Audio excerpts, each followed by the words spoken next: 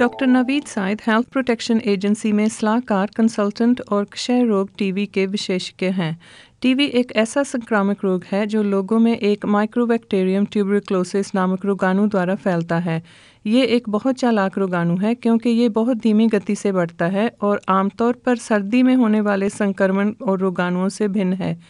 इस रोगाणु का रक्षा तंत्र बहुत असाधारण है जो इसके इलाज को कठिन बना देता है, परंतु इसका इलाज पूर्ण रूप से संभव है। वीरेन एक फेफड़ों की टीबी का रोगी था और वो अपनी कहानी सुना रहा है। सन 2006 में मुझे दाईं ओर के फेफड़े में बहुत बेआरामी सी लगती थी। बाद में ये बेआरामी इतनी बढ़ गई कि रात के समय बहुत तीव्र दर्द होने लगा। तब मेरे जीपी ने मुझे तुरंत एक्सरे के लिए भेज दिया क्योंकि मेरे दाईं ओर के फेफड़े में ऑक्सीजन काफ़ी नहीं थी। अस्पताल वालों ने समझा कि मुझे निमोनिया हो गया है। डेबी क्रिस्प कोवेंट्री में टीबी की एक विशेषज्ञ नर्स हैं। टीबी के संकेत और लक्षण भिन्न भिन्न होते हैं जो इस बात पर निर्भर करते हैं कि व्यक्ति के शरीर के किस अंग में टीबी है। आमतौर पर फेफड़ों की टीबी होती है जिसके कारण खांसी होती है।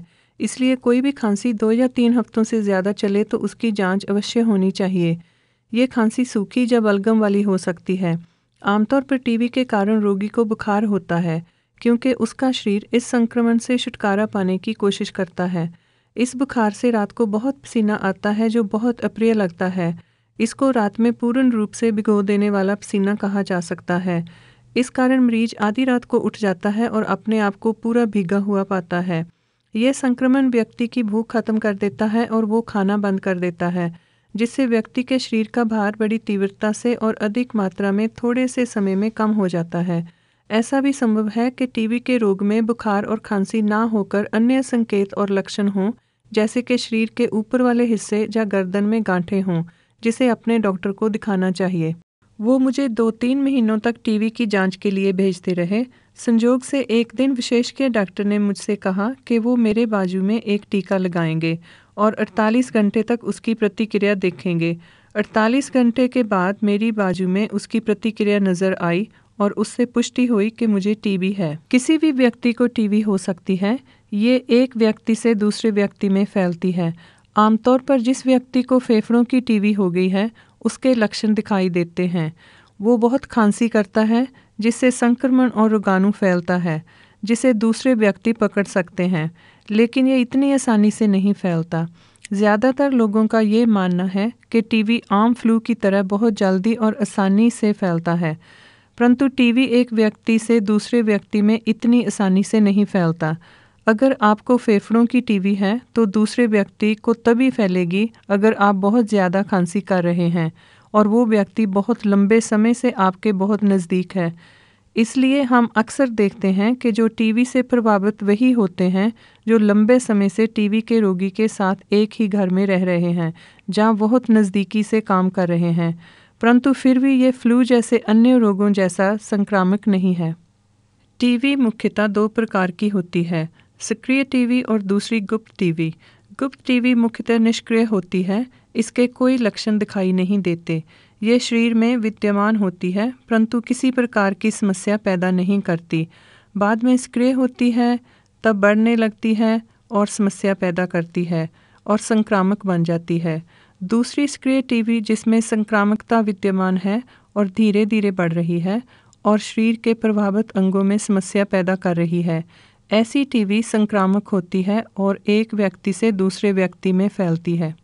टीबी की जांच भिन्न भिन्न तरीकों से हो सकती है, जो कि रोगी के लक्षणों पर निर्भर करती है। अगर रोगी को लंबे समय से बलगम वाली खांसी हो तो बलगम को टीबी की जांच के लिए भेजा जा सकता है। ये बहुत आवश्यक है कि रोगी की कहानी विस्तार से सुनी जाए। अगर उसे ये जानकारी मिले कि वो लंबे समय तक टीबी के रोगी के साथ एक ही घर में रह रहा है या नज़दीकी रिश्तेदार हो तो उसको भी टीबी की जांच करा लेनी चाहिए। लेकिन अक्सर ये निश्चित कर पाना कि रोगी को टीबी का संक्रमण कहाँ से मिला है मुश्किल है। इसलिए रोगी के लक्षणों और कहानी को सुनकर इस पहेली को सुलझाया जा सकता है।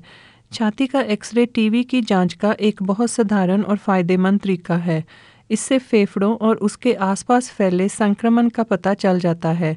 टीबी की जांच के लिए और भी परीक्षणों का प्रयोग किया जा सकता है, जैसे ट्यूबरिक्लोन स्किन टेस्ट, जिसे मैंटू टेस्ट कहते हैं।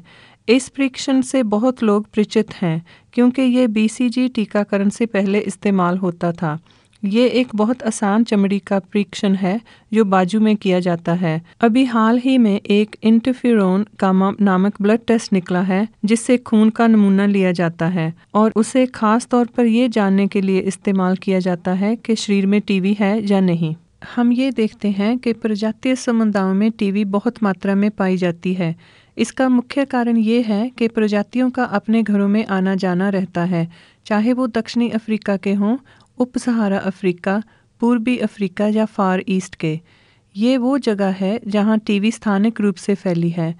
क्योंकि इन देशों में टीबी स्थानिक रूप से फैली है, इसलिए उसके रोगाणुओं के संपर्क में आने की संभावना ज़्यादा है। इस वजह से इन देशों में लोगों के आने जाने से टीबी के संक्रामक होने की संभावना भी बढ़ जाती है। ये एक मुख्य कारण है कि जातीय समुदायों के लोग टीबी से ज़्यादा पीड़ित हैं। टीबी एक संक्रमण है, इसलिए इसके रोगाणु सामान्य रूप से सभी संप्रदायों के लोगों को प्रभावित कर सकते हैं। टीबी के प्रति जागरूकता फैलाना बहुत ज़रूरी है, ख़ासतौर पर वुल्वरहैम्पटन जैसे शहरों में जहां भिन्न भिन्न धर्मों, देशों व प्रजातियों के लोग मिलजुल कर रहते हैं और विदेशों में यात्रा करते रहते हैं। जैसा कि आज हमने ये जाना है कि यात्रा करने से टीबी फैल सकती है। पब्लिक हेल्थ के डॉक्टर राव का कहना है कि ऐसे कार्यक्रमों के द्वारा जागरूकता फैलाना बहुत ज़रूरी है, जिसमें टीबी की मूल बातों को बताया जाए, जिसका असर पूरे समुदायों पर पड़ता है, और समय समय पर यह भी पता लगाया जा सकता है कि लोग टीबी की मूल बातों से परिचित हैं और अपने स्वास्थ्य का ध्यान रख सकते हैं और उचित सावधानियां बरत रहे हैं। ज्ञान के बिना टीबी को मात देना मुमकिन नहीं। डॉक्टर अब्दी एक पब्लिक हेल्थ माहिर रजिस्ट्रार हैं। उनका कहना है कि टीबी का पूर्ण रूप से जल्दी इलाज हो सकता है, इसलिए सोमालिया के लोगों के लिए ज़रूरी है कि वो इस बीमारी के लक्षणों को जानें और समझें कि इलाज पूरी तरह से किया जा सकता है, इसलिए इसको छुपाने या इससे शर्मिंदा होने की ज़रूरत नहीं। ये तो बहुत अच्छी बात है कि इस बीमारी का पूर्ण इलाज है। ये संक्रामक रोग है जिसका इलाज एंटीबायोटिक से होता है।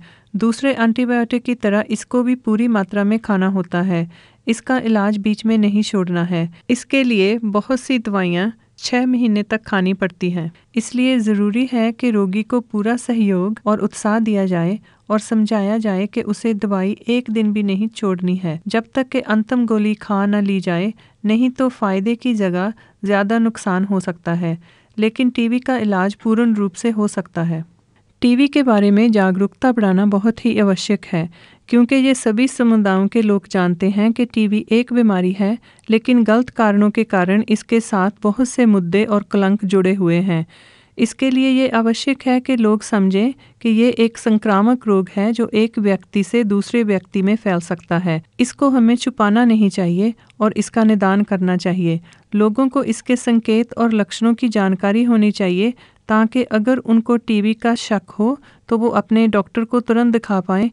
जितनी जल्दी डॉक्टर को दिखाएंगे उतनी जल्दी उसका निदान होगा और उतनी जल्दी इलाज शुरू हो पाएगा। टीबी के संकेत और लक्षण: खांसी जो 3 हफ्ते तक चले, बिना किसी स्पष्ट कारण के शरीर का वजन कम होना, बुखार, रात में बहुत ज़्यादा पसीना आना, हमेशा थकान या कमज़ोरी महसूस करना और बीमार सा महसूस होना, भूख ना लगना।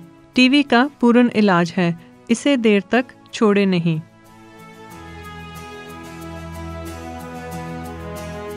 अधिक जानकारी के लिए संपर्क करें 0844 225 3560।